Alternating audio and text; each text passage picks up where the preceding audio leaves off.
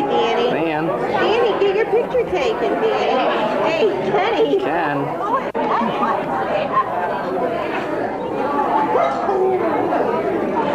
He's looking at the vacuum downstairs. The vacuum. It's just vacuum. Oh, Kenny. Okay, that's okay. He's busy looking at the vacuum. I don't see.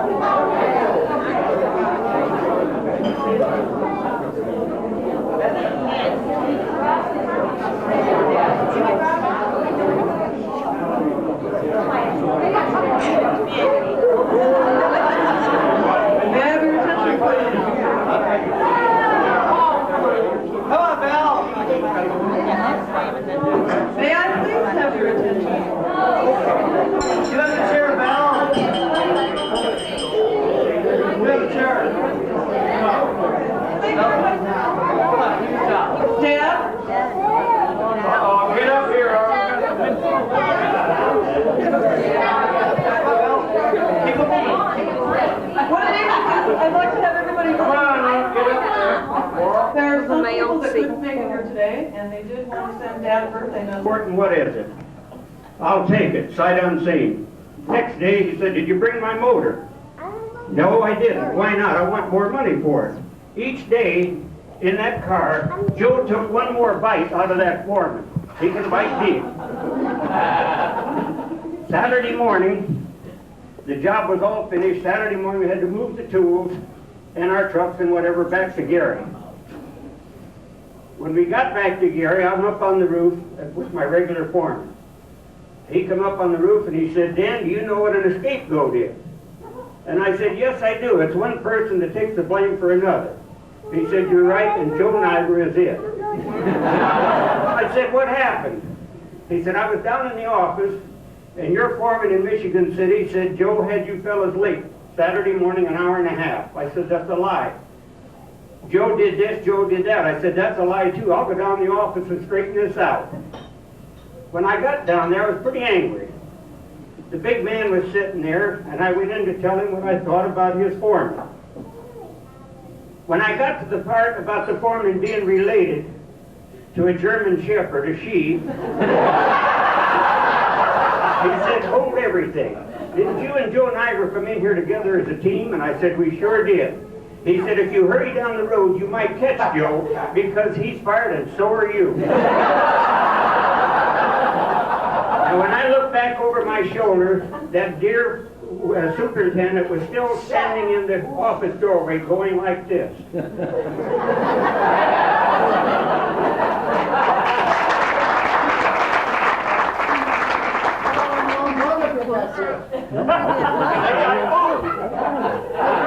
You know, when I was working together, we were up on a scaffold working together. And in those days, Get on the microphone. They weren't too safety minded. In other words, you should have had the scaffold tied off so you wouldn't slip up. So we're pushing against the wall to the damn scaffold now. Dan and I fell down to the ground. He fell first and I landed on top. And I said, leave it up to Joe. He always landed on top. That isn't the end of the story. I had my head cut wide open from the sheet that we were putting up there, and they put me in the tool house after I was sewed up to rest for the rest of the day. And Joe said, why can't I go in there and sit in the tool house the rest of the day? True stories, both of them, Joe.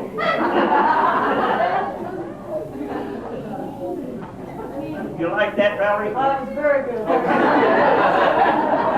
You're not going to tell me more about my life, are you? That looks like I get some volunteers. Might get kind of sticky, you know. We're just waiting for the video. I got one video. I think it's time for the video. Were they going to show that movie, the one in New York? No. How about Florida? I think it was a blonde dancing.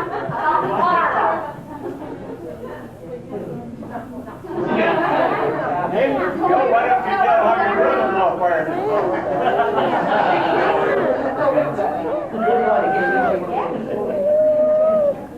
Mary Moore?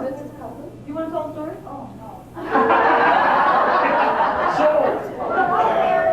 Anyone in the family? Anyone else have a family story that they would like to tell?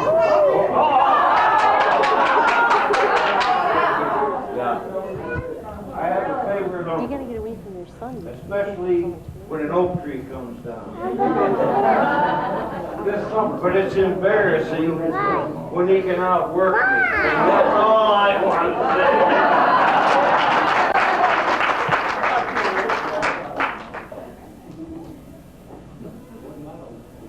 Evidently, I don't have any enemies here.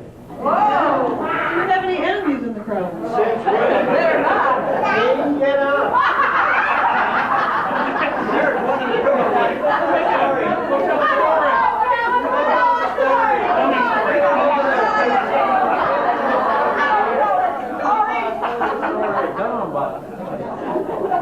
Bernie, why don't you go? Bernie. Not Bernie. Bernie, I know Bernie. you're good. Come on, Go over Bernie, there. get up You can tell them about cheating on the golf course. That man can hit a golf ball 15 times, and you ask him what his score is, 5. The man cheats. Now I see where you got it from.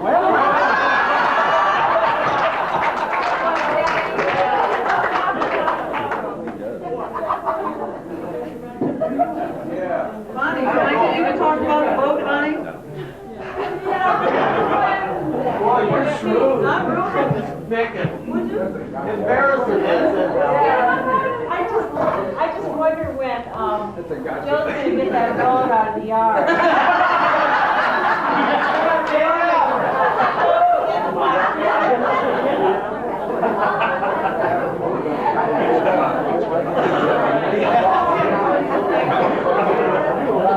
Right into the quick.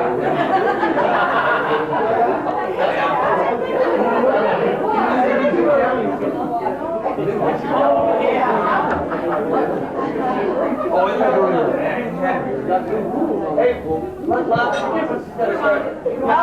about the old lady?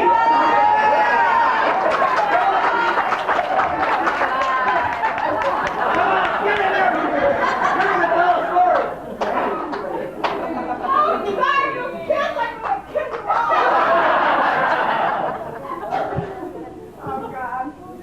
Give her the mic, Belle. That microphone, James. Give her the mic. I have mic fright from the time you can hear me, I'm sure you can. Mike's not here.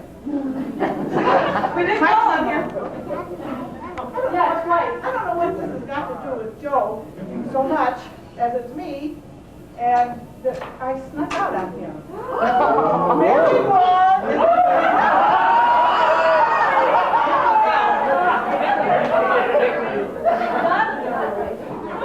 Okay, Mary Moore and her daughter and Joe and I went on a Caribbean cruise some years back, not all that far, but some years back, and they were going to have a talent show. Now see, I'm shaking already, and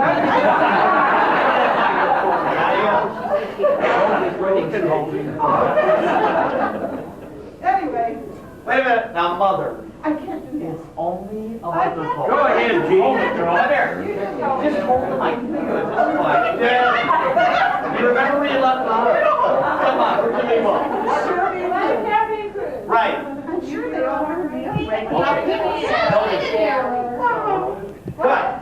Okay, they have a talent show, and I have been known as being a little bit of a yodeler, if you please. So I go down for the tryouts, and just didn't do anything. I saw this man singing "Come Back to Sorrento" and a little girl doing acrobatics, and when I saw that, I said, I can't do it. I can't get up in front of anybody. I'm just like this. Okay. So now we're going to go to the show anything. This is the first night out on the cruise. And we go down there and I'm going to sleep because it was so boring, their little show. Pretty soon, I see little Joanne to one side doing something. I don't get it. I don't get it at all. But pretty soon here comes two ushers. Each takes an elbow. First of all, the MC says, I hear we've got a young lady here from Indiana who can yodel. God in heaven. Here they come. Now I decide to be a big hand. They each got an elbow, and I let them drag me like this. They get up to the steps to put me on the stage, and they throw me up the steps and onto the stage. Now here I am. Right now. Right now. The MC said, she is nervous, folks. She is nervous. And I said, I can't do it. So I'm looking around, little Joanne and Mary are back there, and they felt so sorry for me because they know I have this mic right. Okay. So now what am I going to do? There's a band behind me, a big-piece band. And I said, well, I was about 10, maybe, and I discovered I could crack my voice. So some German, whatever he was, saw that I could do this, so now he teaches me. And he says, okay, Jean, I want you to go, which I did.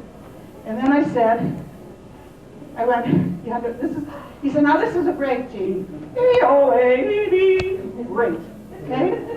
I'm telling this story, and all the time I'm like this. Like now. Just like right now, trying to tell this. And I said, now I'm going to burst into song. Turn around. The band is behind me.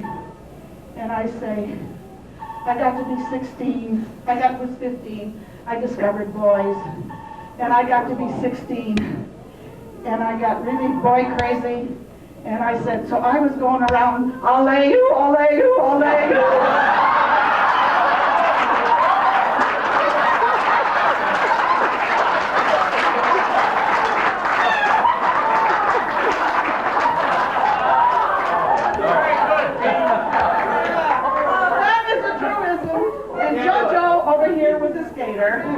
And I did this, we go down to Southern Indiana for a little mini reunion, and Kitty Niels Aronson over there was my maid of honor at my wedding, our wedding, excuse me, Joe.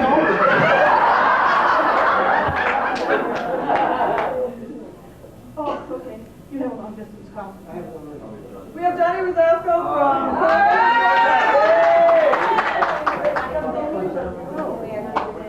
There's one other thing, ladies. People have been married for over 50 years and that really deserves one.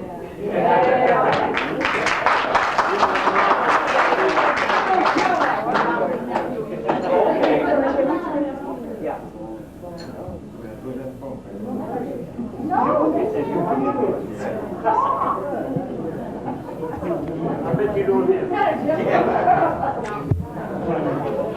Too bright now. You gotta really sink this down. What? Now, okay.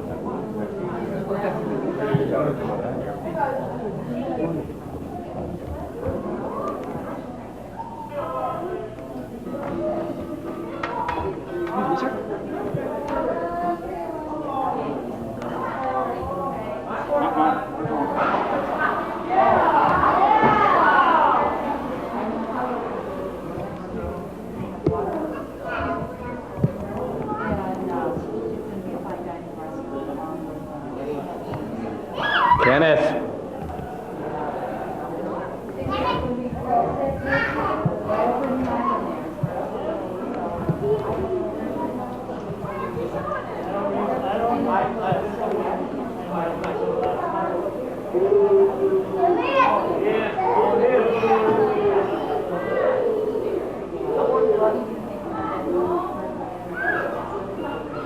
Good morning, Judge. Why you look so real? Mr. Judge. Happy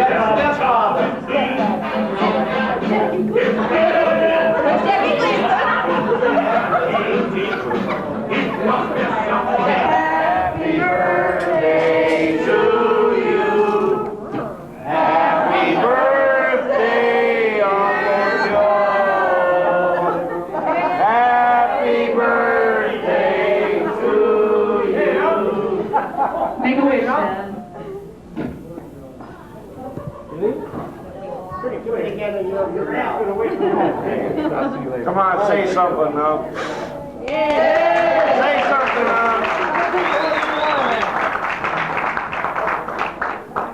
Say something on. Give him the microphone. What is on the word? Give him the microphone.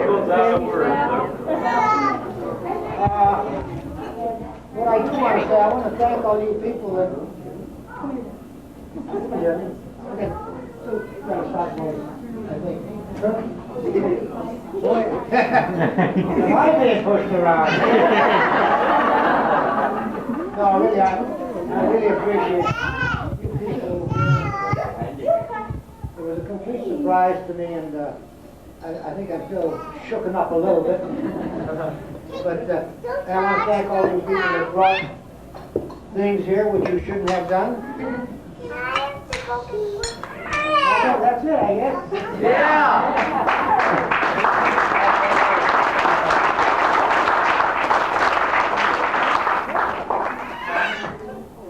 I'm going to acknowledge these gifts and some of these cards, the ones that we mailed. Maybe I should probably acknowledge. The first one I want to acknowledge, and this is from the White House. But first of all, I've got to say, now don't take any offense, you Republicans, but we are delighted to send our best wishes on your birthday. My health and happiness be yours in the months and years ahead. Congratulations on this special day. Barbara Bush and George Bush. George.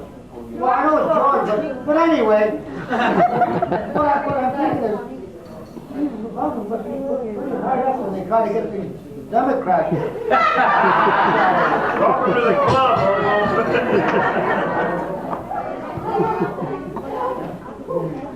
While he's opening these gifts and cards, each of us, if you'll bear with us for a minute, each of his 5 children would like to thank him, tell him what we're grateful for.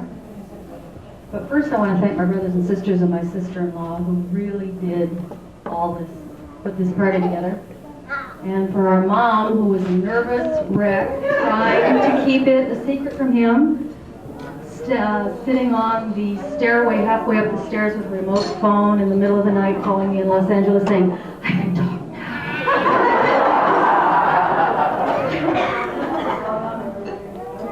Dad, from me, I want to say that I'm grateful for introducing me to skiing, and it helped me develop a love for sports and for the environment, and for teaching me to be independent, take care of myself, and I have a better toolbox than my landlord. Thank you.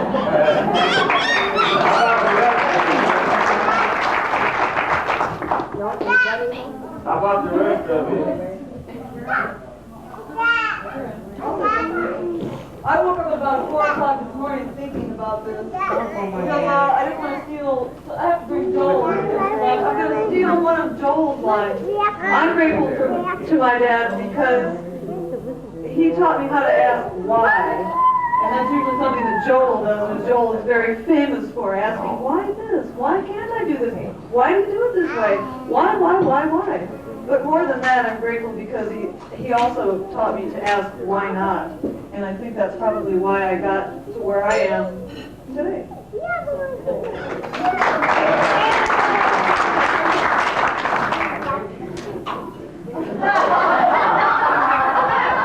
Oh, wrong glasses.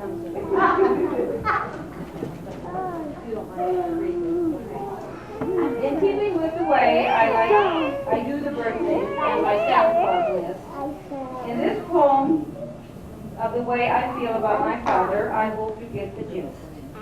I've always said my father had 2 volumes, loud and blaring.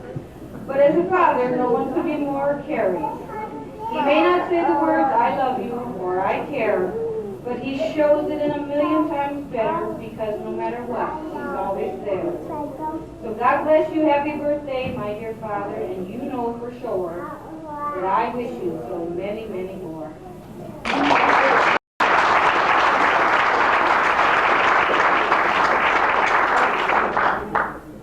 For 2 days, Valerie's been asking what I'm going to say, and I wouldn't tell her. And now I got the mic. I'm in control of this thing now.